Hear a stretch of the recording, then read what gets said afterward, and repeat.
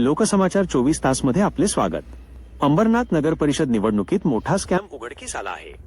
भिवंडीतून आणल्या 208 बोगस महिला मतदार, पैशांचे वाटप आणि पोलीस लाठीचार्जमुळे अंबरनाथ हादरले आहे। 28 मध्ये मनीषा वळेकर यांनी पैशांच्या वाटपाचे आरोप केल्यानंतर वातावरण तापले।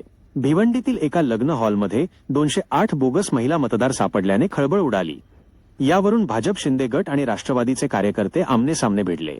परिस्थिती हाताबाहेर गेल्याने पोलिसांनी कार्यकर्त्यांवर जोरदार लाठीचार्ज केला। या प्रकरणी भरारी पथकाने दोघांना ताब्यात घेतले असून काही आरोपी अद्याप फरार आहेत। राज्यात आतापर्यंत केवळ 7.33% मतदान झाले आहे। 2017 पासून 5 वेळा अशा प्रकारचे स्कॅम झाले आहेत। उद्या 22 डिसेंबरला मतमोजणी होणार आहे।